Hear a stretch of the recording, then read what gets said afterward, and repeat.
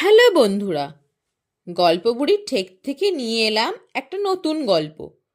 তোমরা সবাই মন দিয়ে শুনো কিন্তু। আজ আমি তোমাদের শোনাবো ঈশপের গল্প। ঈশপ ছিলেন গ্রিসের একজন গল্পকথক। ছোট গল্পের আকারে তিনি আমাদেরকে অনেক কিছু শিখিয়ে গেছেন। আজকে আমাদের গল্প শেয়াল ও সিংহ। পশুদের রাজা সিংহ।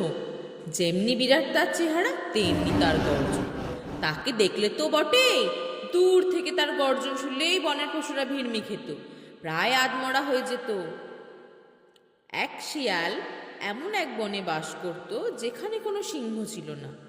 একদিন খিদের জ্বালায় অস্থির হয়ে শিয়াল ঘুরতে ঘুরতে এমন এক বনে এসে পড়ল যে বনে পশুর রাজ সিংহ বাস করত। শিয়াল তখন খাবারের খোঁজে ওই বনে ঘুরছিল।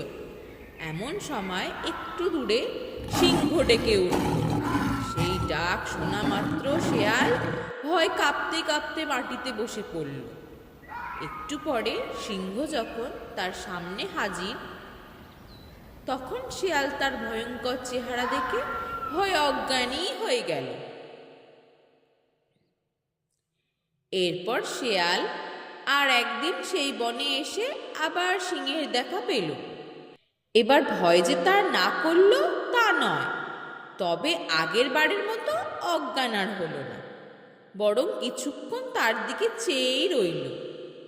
হ্যাঁ, বিরাট চেহারাই বটে, তবে আমারই মতো পশু ছাড়া এ আর কিছু তো নয়। আমায় তো সেদিন খেয়ে ফেলেনি, এই ভেবে শিয়াল তাকে দেখে আর পালালো না। এর পরের বার বনে এসে সিংহের সঙ্গে যখন তার দেখা হলো, তখন তাকে দেখে ভয় যে তার একেবারেই করল না।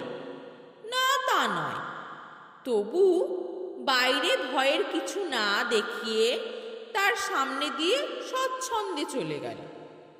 এরপর অবশেষে এমন একদিন এলো যখন সে সিংহকে দেখে তাকে কিছুমাত্র ভয় না পেয়ে তার সামনে গিয়ে বলল, কি গো বন্ধু, ভালো আছো তো? তাহলে বন্ধুরা, এই গল্প থেকে কি শিখলে? দূর থেকে অনেক কিছু ভাবা উচিত নয়। আজকের গল্প এখানেই শেষ হলো। পরের দিন আবার একটা নতুন গল্প নিয়ে আসবো। ততদিন তোমরা ভালো থেকো।